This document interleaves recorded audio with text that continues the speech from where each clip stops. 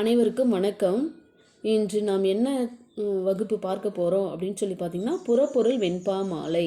இந்த புறப்பொருள் வெண்பா மாலையில் 3 வருடங்களில் கேட்கப்பட்ட அந்த வினா விடைகள், 2 மதிப்பெண் வினா விடைகளை தான் நம்ம இப்போ பார்க்க போகிறோம். அதில் 2 மதிப்பெண் வினாக்களை மட்டும் இந்த வகுப்பில் பார்க்கலாம். அதற்கான வினா விடைகளை நான் வாய்ஸ் ரெக்கார்ட் மூலமாக உங்களுக்கு அப்லோட் பண்ணுறேன். நீங்கள் அதை கேட்டு திரும்ப திரும்ப கேட்டு பயன்பெறவும். எளிமையான வினாக்கள் தான். இதை நீங்கள் 1க்கு 2 முறை வாசித்து கேட்டிங்கன்னா உங்களுக்கு மனதில் பதியும் என்று சொல்லி இன்றைய வகுப்பை நான் தொடங்குகிறேன். முதல் வினா, வெட்சித்திணையின் விளக்கம் பற்றி, அதாவது வெட்சித்திணையை விளக்குக அப்படின்னு கேட்பாங்க. வெட்சித்திணை அப்படின்னா என்னன்னா, அதாவது பகைவரை வெற்றி பெறுதல் பொருட்டு பகை நாட்டின் மேலே போர் தொடுத்து போவாங்க. அப்படி போர் தொடுத்து போகிறதுக்கு முன்னாடி அந்த நாட்டில் இருக்கின்ற ஆணிரைகளை கவர்ந்து வருவதற்காக மறவர்கள் வெற்றி பூவினை சூடிக்கொண்டு செல்வது வழக்கம். இந்த செல்கின்ற நிலையில் 2 வகையாக பிரிக்கிறாங்க. என்ன? ஒன்று மண்ணுறு தொழில், இன்னொன்று தன்னுறு தொழில் அப்படின்னு சொல்கிறாங்க. மண்ணுறு தொழில் அப்படின்னா என்னன்னா, அரசன் ஏவ பணிந்து செய்வது மண்ணுறு தொழில். அதாவது ஒருவர் கூற அதை கேட்டுக்கொண்டு போர் தொடுத்து செல்வது மண்ணுறு தொழில் என்றும், தானே விருப்பப்பட்டு பகை நாட்டின் மீது போர் தொடுத்து செல்லுதல் தன்னுறு தொழில் அப்படின்னு 2 வகையாக பிரிக்கிறாங்க இந்த வெட்சித்திணையை. அதன் பிறகு விருச்சி என்றால் என்ன? விருச்சி அப்படின்றது என்னன்னா, அதாவது போர் தொடுத்து போகிறதுக்கு முன்னாடி நற்சொல் கேட்டல் அப்படின்ற ஒரு நிகழ்வு நடக்கும். தான் போகின்ற காரியம் நல்லபடியாக நடக்குமா, இந்த வழியில் போனால் நான் தேடுகின்ற பொருள் கிடைக்குமா என்று நல்ல சொற்களை முதுபெண்டீர்களின் வாயிலாக கேட்டறிவதற்காக விருச்சி கேட்பது வழக்கம். இதைத்தான் விருச்சி கேட்டல் அப்படின்னு சொல்கிறாங்க. அந்த விருச்சி கூறியதின் அந்த வழியில் நடந்துதான் இவர்களை வெற்றியை ஈடுவார்கள். அதற்கடுத்து 3வது, பாதீடு என்றால் என்ன அப்படின்னு சொல்லி கேட்குறாங்க. பாதீடு அப்படின்னா என்னன்னா, அதாவது போர் தொடுத்து சென்றாங்க, அங்கிருந்து பல பொருட்களை கவர்ந்து வந்தாங்க. கவர்ந்து வருகில் ஆணிரைகளையும் கவர்ந்து வந்தாங்க. ஆணிரைகள் தான், அதாவது போர் தொடுத்தலில் முக்கியமான பங்கு வகிப்பது எது என்றால் ஆணிரை. ஆணிரை என்றால் பசு கூட்டங்கள் அப்படின்னு சொல்லலாம். இந்த பசு கூட்டங்களை கவர்ந்து வந்த அந்த மறவர்கள் தங்களுடைய தகுதி நிலைக்கு ஏற்ப பகிர்ந்து கொள்ளுதல் தான் பாதீடு என்று அழைக்கிறாங்க. பகிர்ந்து கொண்டது பாதீடு என்று அழைத்தாங்க. அடுத்து 4வது வினா, உண்டாட்டு என்றால் என்ன? உண்டாட்டுனா என்னன்னா, கவர்ந்து வந்த பொருட்களை பாதீடு செய்து தம் தகுதிக்கு ஏற்ப பிரித்து கொண்டாங்க. பிரித்து கொண்டு அவ்வளவு பொருள் கிடைத்த மகிழ்ச்சியில், பகைவரை வெற்றி கொண்ட மகிழ்ச்சியில் கல்லுண்டு கழித்து உண்டாட்டு, அதாவது ஆடி ஆரவாரம் செய்தல் தான் உண்டாட்டு அப்படின்னு சொல்கிறாங்க. அதன் பிறகு 5வது, பிள்ளை வழக்கு என்றால் என்ன? பிள்ளை வழக்கு அப்படின்னா என்னன்னா, நிமித்தம் பொய்யாகாதவாறு, அதாவது நீங்கள் இந்த நற்சொல் கேட்டாங்க இல்லையா, விருச்சி, அந்த விருச்சியை சொல்லும்பொழுது கேட்டுட்டு அவங்க போருக்கு புறப்படுகின்ற பொழுது என்னவாகும் அப்படின்னா, நிமித்தம், அவங்க போகிற காரியம் நல்லபடியாக நடக்கும் அப்படின்ற அந்த செய்தியை கூற கேட்டு அதை பொய்யாகாதவாறு என்ன பண்ணுவாங்க, பகைவன் நாட்டின் சென்று போர் தொடுத்து பல பொருட்களை கவர்ந்து வந்தாங்க. வந்துட்டு இந்த பிள்ளை வழக்கு, அதாவது விருச்சி கூறினாங்க இல்லையா, அவங்களுக்கு எதுவுமே பாக்கி வைக்காமல் அவர்களுக்கு தேவையானதையும் வழங்குதல் தான் பிள்ளை வழக்கு அப்படின்னு சொல்கிறாங்க. அதுக்கடுத்து 6வது, கரந்தை திணை குறித்து எழுதுக. கரந்தை திணை அப்படின்னா என்னென்னா, வெட்சி மறவர்கள் வெட்சி பூவினை சூடிக்கொண்டு பகைவர் நாட்டின் ஆணிரைகளை கவர்ந்து வருவது வழக்கமாக இருந்தது. அந்த ஆணிரைகளை கவர்ந்து வந்த பின் அதை மீண்டும் தனதாக்கி கொள்வதற்காக கரந்தை மறவர்கள் என்ன பண்ணுவாங்கன்னா, கரந்தை மாலையை சூடிக்கொண்டு என்ன பண்ணுவாங்க, தன்னுடைய போருக்கு ஆயத்தமாகி செல்லுதல் தான் கரந்தை திணை அப்படின்னு சொல்கிறாங்க. அதன் பிறகு கரந்தை அரவம் என்றால் என்ன? கரந்தை அரவம் என்பது பகைவர் நாட்டின் ஆணிரைகளை கவர்ந்து சென்ற வெற்றி மறவர்கள் கவர்ந்து சென்றார்கள் என்ற செய்தியை கேட்ட உடனே கரந்தை மறவர்கள் என்ன பண்ணுவாங்கன்னா, தத்தம் செய்கின்ற தொழிலை மறந்து ஆரவாரம் செய்து கொண்டு போருக்கு ஆயத்தமாவதல் தான் கரந்தை அரவம் அப்படின்னு சொல்கிறாங்க. கையறு நிலை என்றால் என்ன? கையறு நிலை அப்படின்னும்போது உரிய வாழ்படையினை, அதாவது போர் செய்கின்ற அந்த வேளையில் அவங்க என்ன பண்ணுவாங்கன்னா, போர் ஆயுதங்கள் பலதை வைத்திருப்பாங்க. அப்படி வைத்து கொண்டு இருக்கும்போது என்னவாகும் அப்படின்னு சொல்லி பார்த்திங்கன்னா, போரின் காரணமாக அந்த ஆயுதத்தை இழக்க நேரிடும். அப்படி இழக்க நேரிடுகின்ற அந்த வேளையிலே, அந்த போர்க்களத்திலே அவன் நின்ற நிலையை இசைக்கருவிகளை வைத்திருக்கின்ற அந்த பாணர்கள் எடுத்து கூறுவது தான் கையறு நிலை அப்படின்னு சொல்கிறாங்க. அதற்கடுத்து 9வது வினா, வஞ்சித்திணையின் விளக்கம் குறித்து எழுதுக. வஞ்சித்திணை அப்படின்னா என்ன அப்படின்னு சொல்லி பார்க்கும்போது, அதாவது வஞ்சித்திணை மறவர்கள் வஞ்சி மாலையை சூடிக்கொண்டு என்ன பண்ணுவாங்க, பகைவரது மண்ணிற்கு சென்று அந்த மண்ணை கைப்பற்றுதல் வேண்டி ஒரு வேந்தன் மற்றொரு வேந்தனுடன் மற்றொரு மறவர்களுடன் போரிடுவது தான் வஞ்சித்திணை அப்படின்னு சொல்கிறாங்க. அதன் பிறகு உழபுல வஞ்சி என்றால் என்ன? உழபுல வஞ்சி அப்படின்னா என்னன்னா, அதாவது போருக்கு செல்லுகின்ற போது தான் செல்கின்ற வழி முழுவதும் இருக்கின்ற அந்த வளங்களை தீயிட்டு கொளுத்தி கொண்டே செல்லுதல், தீயிட்டு அழித்து கொண்டே செல்லுதல் தான் உழபுல வஞ்சி அப்படின்னு சொல்கிறாங்க. அதற்கடுத்து 11வது வினா, பெருஞ்சோற்று நிலை குறித்து விளக்குக. பெருஞ்சோற்று நிலை அப்படின்னா என்ன அப்படின்னு சொல்லி பார்த்தீங்கன்னா, அதாவது போருக்கு செல்கின்ற அந்த மறவர்களுக்கு அரசன் என்ன பண்ணுவான் அப்படின்னு சொல்லி பார்த்தீங்கன்னா, கரிசோறு விருந்து படைத்தல். அதாவது தன்னுடைய மறவர்கள் போருக்கு செல்கின்றாங்க. போருக்கு செல்கின்ற முன்னாடி அவங்க நல்ல திடகாத்திரமாக சென்று சேர வேண்டும் அப்படின்றதுக்காக வஞ்சிவேந்தன் மறவர்களுக்கு அதிகமான கறிச்சோறுகளை போட்டு மகிழ்விப்பது தான் பெருஞ்சோற்று நிலை அப்படின்னு சொல்கிறாங்க. தலைக்காஞ்சி என்றால் என்ன அப்படின்னு 12வது வினா. தலைக்காஞ்சி என்பது என்ன என்றால் என்னன்னு கேட்பாங்க. தலைக்காஞ்சி அப்படின்னா என்னன்னா, அதாவது காஞ்சி திணை என்பது வஞ்சி திணை வேந்தர்கள் என்ன பண்ணுவாங்க, மண்ணாசை காரணமாக பகை நாட்டின் மீது போர் தொடுத்து செல்கிறாங்க. அப்போது அந்த காஞ்சி நிலத்தின் வலிமையை உயர்த்தும்படியாக அந்த காஞ்சி மறவர்கள் என்ன பண்ணுறாங்க, போர் மரத்தினை கடந்து களத்திலே விழுந்து கிடக்கும் வீரனின் பசு தலையானது சிறப்பினை உடைய, அதாவது அந்த தலை காஞ்சி திணை மறவர்கள் வஞ்சி திணை மறவர்களோடு சண்டையிடும் பொழுது அவர்களுடைய வீரத்தை எடுத்து கூறுவது தான் தலைக்காஞ்சி அப்படின்னு சொல்கிறாங்க. போர் மரத்தினை கடந்து களத்தில் விழுந்து கிடக்கின்ற வீரனின் பசுந்தலைகள், அந்த தலையெல்லாம் வெட்டி வீழ்த்திடுவாங்க.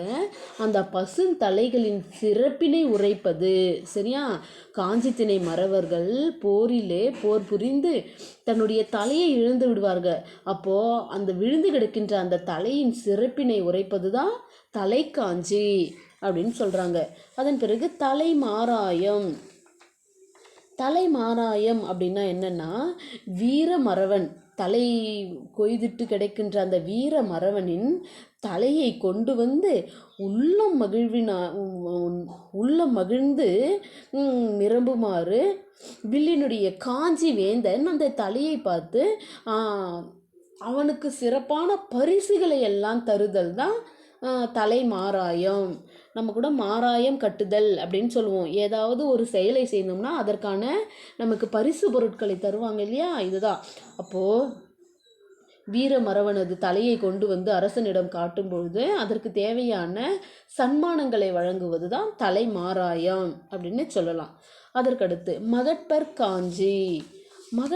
காஞ்சி என்றால் என்ன அப்படின்னு சொல்லும்பொழுது, அதாவது அழகிய இழைகளை உடைய அந்த பெண்கள் என்ன பண்ணுவாங்கன்னா, அந்த பெண்களை எனக்கு தருக என்று கேட்டு வஞ்சி வேந்தனோடு காஞ்சி வேந்தன் என்ன பண்ணுறானா, போர் புரிவதில் ஈடுபடாமல் நிற்கிறான். இப்போ நான் வந்து சமாதானம் ஆயிடுறேன், நீ எனக்கு என்ன பண்ண, உன்னுடைய மகளை எனக்கு தா அப்படின்னு காஞ்சி மன்னன் வேறுபட்டு நிற்கிறான். வஞ்சி மன்னனுடைய பெண்ணை எனக்கு கொடுத்தால் நான் உன்னுடன் போரிட மாட்டேன் அப்படின்னு சொல்லி சொல்லுவது தான் மகட்பர் காஞ்சி. மகளை வேண்டுதல், எனக்கு தாங்க அப்படின்னு சொல்லி கேட்பது, இதுதான் மகட்பர் காஞ்சின்னு சொல்கிறாங்க. நொச்சி குறித்து எழுதுக. நொச்சி அப்படின்னா என்னென்னா, அதாவது காஞ்சி திணை, இந்த காஞ்சி திணையில் இருக்கிற நாட்டில் இருக்கிற அந்த மறவர்கள் என்ன பண்ணுவாங்க, வஞ்சி வேந்தனை வெற்றி கொண்டு தன் நாட்டை காத்தல் பொருட்டு என்ன பண்ணுவாங்கன்னா, அந்த நாட்டு மன்னன் காஞ்சி பூவை போரில் சூட்டி கொண்டு செய்திகளை உரைக்கிறான். அந்த நொச்சி படலமும் அதே போல் பகை வேந்தனின் தாக்குதலுக்கு எதிர்த்து நிற்பது. அதாவது ஒரு வேந்தன் தன்னை வந்து தாக்குகின்றான் என்றால் அவனை எதிர்கொண்டு போர் தொடுத்தல், இதை தான் வந்து நொச்சி படலம் அப்படின்னு சொல்கிறாங்க. அதன் பிறகு நொச்சி குறித்து எழுதுகன்னா சிம்பிளாக சொல்லணும்னா, எயில் காத்தல். பகை நாட்டில் இருக்கின்ற அரசன் தன்னுடைய நாட்டை வந்து பிடித்தல் கூடாது என்பதற்காக தன்னுடைய நாட்டையும் தன்னுடைய மதிலையும் காத்து கொள்ளுதல் தான் நொச்சி திணை அப்படின்னு சொல்கிறாங்க. அப்போ அவங்க நொச்சி பூவினை சூடிக்கொண்டு போர் புரிவது வழக்கம். கந்தழி என்றால் என்ன? உழிஞ்சை படலம் குறித்து எழுதுக. மன்னிக்கணும், உழிஞ்சை படலம் குறித்து எழுதுக அப்படின்னு சொல்லும்பொழுது உழிஞ்சை என்ன, இப்போ நொச்சி பார்த்தோம், நொச்சிக்கு அடுத்து உழிஞ்சை. உழிஞ்சைனா அந்த நொச்சி திணையில் தன்னுடைய எயிலை காத்து கொண்டிருந்த அந்த மறவர்கள் என்ன பண்ணுவாங்க அப்படின்னா, அவர்களை அழிப்பது, தன் நாட்டிற்குள் வந்து விடாமல் காப்பதற்காக நிற்பவர்களை அழித்து வெற்றி கொள்வது தான் ஒழிஞ்சை படலம். ஏழை முற்றுகையிட்ட அந்த மறவர்களை தன்னுடைய வீரத்தின் காரணமாக ஒழிஞ்சை பூவினை சூடிக்கொண்டு அவங்களை வந்து போர் புரிகிறாங்க. தன்னுடைய மதிலுக்குள் வந்து விடாமல் காப்பதற்காக போர் புரிவது தான் ஒழிஞ்சை படலம் அப்படின்னு சொல்கிறாங்க. அதன் பிறகு கந்தழி குறித்து எழுதுக. கந்தழி அப்படின்னா என்னன்னு சொல்லி பார்க்கும்போது, அதாவது இங்கே யாரை பற்றி சொல்கிறாங்கன்னா, திருமாலை பற்றி பேசுகிறாங்க. கந்தழின்னா என்னென்னா, அதாவது திருமாலானவன் சிறந்தவன். அவன் வந்து புதிதாக பூத்த அந்த பூவினை வந்து மாலையாக அணிந்திருக்கின்றான். அவன் மேனி வந்து நீல நிறமாக காணப்படுகிறது. சோ என்ற அரணின், சரியா, அரணினை சிதைத்து அந்த போர் ஒரு மறவனை வந்து, அதாவது ஒரு அரக்கனை தோற்கடித்த செய்தியை வந்து சொல்கிறது தான் கந்தழி. திருமாலானவன் சோ என்ற அரக்கனை போரில் வென்ற சிறப்பினை கூறுவது தான் கந்தழி என்று கூறுறாங்க. அதுக்கு அடுத்து தும்பை திணை குறித்து எழுதுக. தும்பை திணை அப்படின்னா என்னன்னு பார்த்தீங்கன்னா, இங்கே பாருங்கள், தும்பை திணை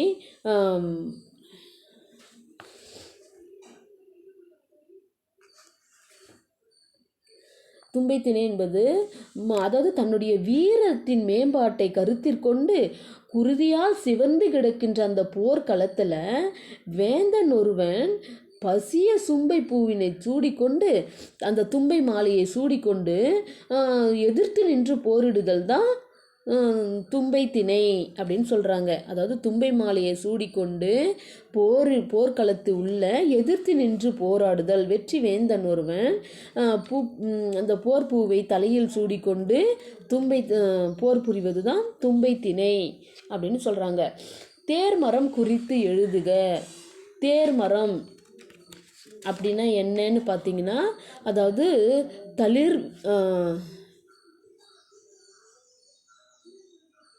அதாவது வேந்தன், அதாவது என்ன சொல்கிறாங்க, அன்று பூத்த மலரிலே மாலையாக சூட்டி தன் தோளிலே அணிந்திய வேந்தனது செறிந்த மணிகளை, சரியா, மணிகளையும் அவனுடைய தேரின் சிறப்பினையும் சொல்வது தான் தேர்மரம். ஒரு அரசனுடைய தேரின் சிறப்புகளை எடுத்துரைப்பது தான் என்னது, தேர்மரம் அப்படின்னு சொல்கிறாங்க. அதற்கடுத்து இருவரும் தபுநிலை குறித்து எழுதுக. எத்தனாவது இருவரும் தபுநிலைனா 20வது வினா. இந்த இருவரும் தபுநிலை அப்படின்றது என்னன்னு பார்த்தீங்கன்னா, போர் செய்த இருதிறத்து படைத்தலைவர்களும் களத்திலே அழிந்து போகின்ற அளவுக்கு போரிட்ட வேந்தர்கள் இருவரும் என்ன பண்ணுறாங்க, மறவர்கள் போரிட்டு கொண்டு இருக்கின்றாங்க. இருவரும் அழியக்கூடிய நிலையில் அந்த இரு மறவர்களின் தலைவனாகிய வேந்தனும் என்ன பண்ணுறாங்க, களத்தில் இறங்கி போரிட்டு விழுந்து விற்று, அதாவது இருவரும் இறந்து போதலை தான் தபுநிலை. இரு நாட்டு பகை வேந்தர்களும் மறவர்களும் அழிந்து விடுகின்ற நிலையை கூறுவது தான் தபுநிலை அப்படின்னு சொல்கிறாங்க. இருவரும் தபுநிலை என்று சொல்கிறாங்க. எருமை மரம் குறித்து எழுதுக. எருமை மரம் அப்படின்னா என்னன்னு பார்த்தீங்கன்னா, வேர்வை அரும்பும்படியாக, அதாவது அவன் உடல் முழுவதும் அரும்பரும்பாக வேர்வை இருக்கான். அந்த வேர்வையால் அவனுக்கு சினத்தை செலுத்துவார் தும்பை மறவன் ஒருவன் என்ன பண்ணுறான், முதுகிட்ட தன் படைக்கு பின்னே நின்று எருமை மரம், அதாவது போரில் எதிரி நாட்டு படை வீரரை கண்டு அஞ்சி ஓடி ஒளிந்து கொள்ளுவதைத்தான் எருமை மரம் அப்படின்னு சொல்கிறாங்க. இருவரும் தபுநிலை அப்படின்னும் போது இருவரும் ஒருவர் போரிட்டு அந்த இடத்திலே இறந்து போதல் தபுநிலை. எருமை மரம் என்று பயந்து ஒளிந்து கொள்ளுதல் தான் எருமை மரம் அப்படின்னு சொல்கிறாங்க. அதற்கடுத்து முன்தேர்குறவை குறித்து எழுதுக. முன்தேர்குறவை அப்படின்றது என்னென்னா, கணைய மரத்தை போன்ற திண்மையான தோள்களுடைய தும்பை வேந்தன். கணைய மரம் என்பது ஒரு திண்மையான மரம். அந்த மரத்தினுடைய வேந்தன் என்ன பண்ணுறான், வெற்றி தேருக்கு முன்பாக நிரம்பிய வலிமையுடைய தும்பை மறவர்களை, அதாவது முன்தேர் குறவைனா என்னன்னா, அவன் ஒரு தும்பை வேந்தன் என்ன பண்ணுவான்னா, போரில் வெற்றி பெற்று தன்னுடைய தேரில் வந்து கொண்டிருக்கின்றான். அப்படி வந்து கொண்டிருக்கின்ற அந்த வேளையில் அந்த தும்பை மறவர்களை தன்னுடைய தேருக்கு முன்னால் ஆரவாரம் செய்து ஆடச் செய்தல் தான் முன்தேர் குறவை அப்படின்னு சொல்கிறாங்க. அறிவன் வாகை என்றால் என்னன்னு கேட்பாங்க. அறிவன் வாகை என்னன்னா, அதாவது தன் புகழினை உலகிற்கே சொல்லுமாறு, சரியா, முக்காலமும் நிகழ்பவற்றை அறிபவனின் தன்மையை சொல்லியது தான் அறிவன் வாகை. அதாவது தன்னுடைய புகழினை உலகத்தார்க்கே சொல்லுகின்ற வகையில் ஒருவன் வெற்றி திலகமிட்டு வருகின்றான் அப்படின்னா, அவன் அந்த முக்காலமும் அவனுடைய இறந்த காலம், எதிர்காலம், நிகழ்காலம் ஆகியவற்றை எல்லாம் அறிந்து சொல்பவனாகிய தன்மையை சொல்லுவது தான் அறிவன் வாகை அப்படின்னு சொல்கிறாங்க. அதற்கடுத்து 24வது வினா என்ன அப்படின்னு சொல்லி பார்த்தீங்கன்னா, கூதிர் பாசறை என்றால் என்ன அப்படின்னா என்னன்னா, அதாவது பகைவர்களுக்கு கூற்றத்தினை நிகர்த்தவனானது அகன்ற பாசறை நிறுத்தே. அதாவது பகைவர்கள் என்ன பண்ணுவாங்க, போருக்கு செல்லுகின்ற அந்த காலத்திலே இரவு வேளைகளிலே தன்னுடைய பாசறையில் தங்குவது வழக்கம். பாசறை அப்படின்னா என்ன அப்படின்னு சொல்லி முதல் தெரிஞ்சுக்கணும். பாசறை என்றால் போருக்கு செல்கின்ற அந்த படை வீரர்கள் தம்முடைய ஆயுதங்களை ஓரிடத்தில் வைத்துவிட்டு, கூடாரம் அமைத்து அந்த இடத்தில் வைத்துவிட்டு அவர்கள் இரவில் ஓய்வெடுக்கும் அந்த இடம்தான் பாசறை என்று சொல்கிறாங்க. அந்த பாசறையில் தங்குகின்ற காலம் ஐப்பசி மாதமாக இருந்தால் அது குளிர்காலமாக காணப்படும். ஐப்பசி, கார்த்திகை ஆகிய மாதங்களில் பெரும் குளிர் காணப்படும். அக்காலத்தே இது என்ன பண்ணுறாங்க, அவங்க வெற்றி பெற்றாங்கன்னா அந்த குளிர் காற்றானது அவர்களுக்கு வெற்றி திலகத்தை இட்டு தரும். அதாவது இதை தான் கூதிர் பாசறை அப்படின்னு சொல்கிறாங்க. அவங்க இந்த குளிர்காலத்தில் நடுங்கும் பனியில் தாங்கள் வெற்றி பெற்று வந்த சிறப்பினை இந்த இதில் சொல்கிறாங்க. சரி, அதற்கு அடுத்து பார்த்திங்கன்னா, வாடை பாசறை அப்படின்னா என்னன்னா, வெவ்விய திரளினை உடைய அகன்ற பாசறை எடுத்தே, அதாவது அந்த பாசறையில் வேலில் சிறந்த மறவர்கள், சரியா, வேலில் சிறந்த மறவர்கள் அந்த குளிர் காற்றினாலே நடுக்கமுற்று படிப்படியாக என்ன பண்ணுவாங்க, துன்பம் செய்கின்ற வாடை காற்றை மிகுதியாக சொல்வது தான் வாடை பாசறை அப்படின்னு சொல்கிறாங்க. அவங்க வெற்றி பெற்றாங்கன்னா அது கூதிர் பாசறை அப்படின்னும், தோல்வியிட்டாங்கன்னா அதை என்ன நடுங்கும்படியாக அந்த வாடை காற்றானது அவர்கள் உடலை வாற்றி எடுப்பதினால் அவர்கள் என்ன பண்ணுவாங்க, அஞ்சு நடுங்குவாங்க. இதை தான் அந்த குளிரின் தாக்கத்தை தாங்க முடியாமல் அவங்க நடுங்குவதை தான் வாடை காற்று, வாடை பாசறை அப்படின்னு சொல்கிறாங்க. அதற்கடுத்து அவிப்பலி என்றால் என்ன?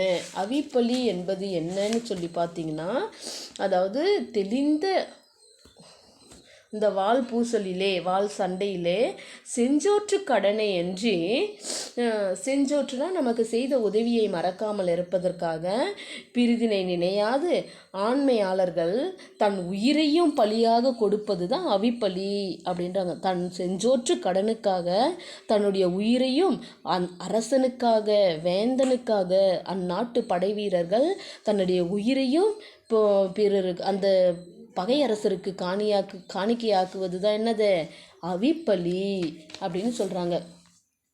அதற்கடுத்து பூவை நிலை. பூவை நிலை அப்படின்னா என்னன்னு சொல்லி பார்த்தீங்கன்னா, ஆணிரைகளை காத்தவனாகிய மறவன் இருக்கான் இல்லையா, அந்த மறவனின் மாயவன், அந்த மறவன் இருக்கான், அவன் என்ன நிறத்திலுடையான்னா மாயவனின் நிறத்தோடு காணப்படுகின்றான். அவன் எப்படி ஓமிக்கப்படுகின்றான், அந்த மாயவனின் நிறத்தோடு ஒப்பிடப்படுகின்ற அந்த மலரின் காயம், சரியா, அந்த மலரின் காயம் போன்று இவன் காணப்படுகின்றார். அவனுடைய புகழை புகழ்ந்து பாடுவது தான் பூவை நிலை அப்படின்னு சொல்கிறாங்க. தன்னுடைய ஆணிரைகளை எதிரி நாட்டு அரசன் கவர்ந்து செல்லாமல் எவன் ஒருவன் காக்கின்றானோ அவன் மாயவனோட ஒப்பிட்டு அவன் நிறத்தை ஓமையிட்டு காட்டியது இந்த பூவை நிலை அப்படின்னு சொல்கிறாங்க. அதற்கடுத்து இயன்மொழி வாழ்த்து. இயன்மொழி வாழ்த்து அப்படின்னா என்னென்னா, 2 வகையாக சொல்கிறாங்க.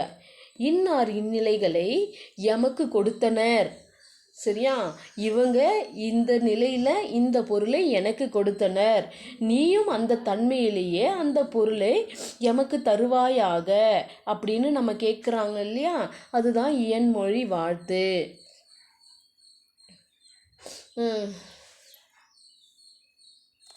இதோட மட்டும் இல்லை, இயன்மொழி வாழ்த்துனா இன்னார் இந்த பொருளை எனக்கு இந்த மாதிரி தந்தாங்க, அதுபோலவே நீயும் எனக்கு இந்த பொருளை இது மாதிரி தா அப்படின்னு சொல்கிறது இயன்மொழி வாழ்த்துன்னு சொல்கிறாங்க.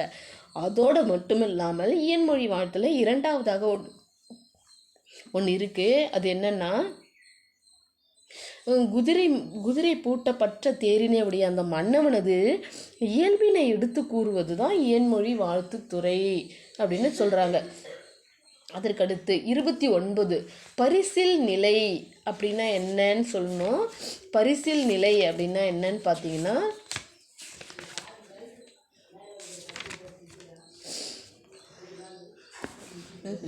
பரிசில் நிலை அப்படின்னா என்னென்னா, வல்லவனாகிய மன்னன் மகிழ்ச்சியாலே, எதிரி நாட்டை வெற்றி கொண்டதன் மகிழ்ச்சியாலே அதாவது இசை கருவிகளை முகழ்ந்து கொண்டு இரவலர்களுக்கு எனக்கு கொடுங்கன்னு கேட்குறவங்களுக்கு எல்லாம் தன்னூருக்கு போகின்ற வழியில் பரிசில்கள் பொருட்களை எல்லாருக்கும் கொடுத்து போவது தான் பரிசில் நிலை அப்படின்னு சொல்கிறாங்க. அதாவது வல்லவனாகிய மன்னவன் மகிழ்ச்சியினாலே, தன் பகை நாட்டை வெற்றி கொண்டத மகிழ்ச்சியாலே இசைக்கருவிகளை இசைத்து கொண்டு செல்லுகின்ற அந்த வேளையிலே இரவலர்கள் என்ன பண்ணுவாங்க, கொடுங்க என்று கேட்கும்போது அந்த பொருட்களை எல்லாம் மாறி வழங்கி செல்வது தான் பரிசில் நிலை அப்படின்னு சொல்கிறாங்க. அதன் பிறகு நாள் மங்கலம் அப்படின்னா என்னென்னா, நாட்டிலே அறநெறி உண்டாக்கும் செங்கோலினை உடையவனும், அதாவது அவன் ஆட்சி புரிகின்ற அந்த நாட்டில் நல்ல வாழ்வு மக்கள் வாழ வேண்டும் என்று விரும்பிய அரசன் என்ன பண்ணுவான்னா, அவனது பிறந்த நாளை சிறப்புற கொண்டாடுவான். இதுதான் நாள் மங்கலம். அரசனுடைய பிறந்த நாளை கொண்டாடுவது தான் நாள் மங்கலம் அப்படின்னு சொல்கிறாங்க. பரிசில் விடை அப்படின்னா என்னன்னு பார்க்கணும். பரிசில் விடை அப்படின்னா என்னன்னா, வேந்தன் உள்ளம் மகிழும்படியாக தனது வெற்றி புகழினை சொல்லிக்கொண்டே பரிசு பொருட்களை எல்லாருக்கும் கொடுத்துக்கிட்டே போவான் இல்லையா. அப்போ கொடுத்துக்கிட்டே போகும்போது இன்புறுமாறு பாடுவது தான் பரிசில் விடை அப்படின்னு சொல்கிறாங்க. அந்த மக்கள் பெற்றுக்கொண்ட மக்கள் அவனுக்கு விடை கொடுத்து அனுப்புவது தான் பரிசில் விடை அப்படின்னு சொல்கிறாங்க. அதற்கடுத்து கூத்தர் ஆற்றுப்படை. கூத்தர் ஆற்றுப்படை அப்படின்னா என்ன அப்படின்னு பார்க்கணும். தலைவனை கண்டு அவன்கிட்ட ஒரு ஒரு அரசனுடைய நாட்டிற்கு கூத்தர்கள் என்ன பண்ணுவாங்கன்னா, யாசகம் கேட்டு, அதாவது இரவலர் தன்னுடைய வறுமை நிலையை உணர்த்தி அவனிடம் பரிசில் பெறுவதற்காக போவாங்க. அப்படி போகும்போது அந்த அரசன் அவர்களுக்கு பொன்னும் பொருளும் கொடுத்து மகிழ்கின்றான். அப்படி மகிழ்கின்ற அந்த வேளையிலே அந்த அரசன் அந்த பரிசில் பெற்றவன் என்ன பண்ணுவான்னா, தன் ஊருக்கு செல்லுகின்ற அந்த வழியிலே மற்றவர்கள் பரிசில் பெற வருகின்ற பொழுது அவர்களை ஆற்றுப்படுத்துவது, அதுதான் கூத்தர் ஆற்றுப்படை அப்படின்னு சொல்கிறாங்க. அதற்கடுத்து பொருணர் ஆற்றுப்படை. பொருணர் ஆற்றுப்படை அப்படின்னா என்னென்னா, அதாவது பெரிய நன்மைகளுடைய வள்ளல் கிட்ட போயிட்டு இவன் பொருணன் அப்படின்றவன் என்ன பண்ணுவான்னா, அவனுடைய பொருளை அவரிடம் பொருளை பெற்றுக்கொண்டு தன் நாடு திரும்புவான். அப்படி திரும்புகின்ற அந்த வேளையிலே தன் எதிராக செல்லுகின்ற அந்த மறவர்களுக்கோ அந்த புலவர்களுக்கு வழிகாட்டி அனுப்புதல் தான் பொருணர் ஆற்றுப்படை அப்படின்னு சொல்கிறாங்க. அதற்கடுத்து பாணாற்றுப்படை அப்படின்னா என்னென்னா, மிகவும் உயர்ந்த மலைவாழிடத்தில் பாணன் அப்படின்றவன் வாழ்வான். அப்படி வாழ்கின்ற அந்த பாணன் என்ன பண்ணுவான்னா, அரசனை சந்தித்து அவனிடம் பரிசில்களை பெற்று வருவான். அவன் வருகின்ற வழியிலே பிற பாணர்கள் வரும்பொழுது அவர்களை ஆற்றுப்படுத்துவது தான் பாணாற்றுப்படை அப்படின்னு சொல்கிறாங்க. அதன் பிறகு விரலி ஆற்றுப்படை அப்படின்னா என்னென்னா, வெற்றியுடைய மன்னனது புகழ்நிலையை பாடுகின்ற அந்த விரலியை வழிபடுத்துதல். அதாவது வெற்றி பெற்ற மன்னர்களை வாழ்த்தி பாடுகின்றவர்கள் தான் இந்த விரலிகள். அந்த விரலிகளை ஆற்றுப்படுத்துவது தான் விரலி ஆற்றுப்படை அப்படின்னு சொல்கிறாங்க. இதோட 35 வினா பார்த்தோம். அடுத்து 36வது வினா என்னன்னு பார்த்தீங்கன்னா, செவி அறிவுருவு என்றால் என்ன அப்படின்னா என்னன்னா, அறத்தினை ஆராயும் செங்கோலை உடைய வேந்தனுக்கு அவனுக்கான அறிவுரைகளை கூறி அவனை நல்வழிப்படுத்துவது தான் என்னது, அவன் செய்கின்ற செயல், அவனுடைய எண்ணம், அவனுடைய வழிகளை எடுத்து கூறுவது தான் செவி அறிவுருவோ. அதாவது புலவர்களோ வயதில் மூத்தவர்களோ அரசன் செங்கோல் வழுவாமல் வாழ வேண்டும் அப்படின்னு வழிவகை சொல்லுகின்ற அந்த அறிவுரையைத்தான் செவி அறிவுருவு அப்படின்னு சொல்கிறாங்க. இதோட 36 வினாக்கள் முடிந்தது. அதற்கடுத்து நாம் என்ன பார்ப்போம், 5 மதிப்பெண் வினாக்களையும் 10 மதிப்பெண் வினாக்களையும் பார்ப்போம். நன்றி, வணக்கம்.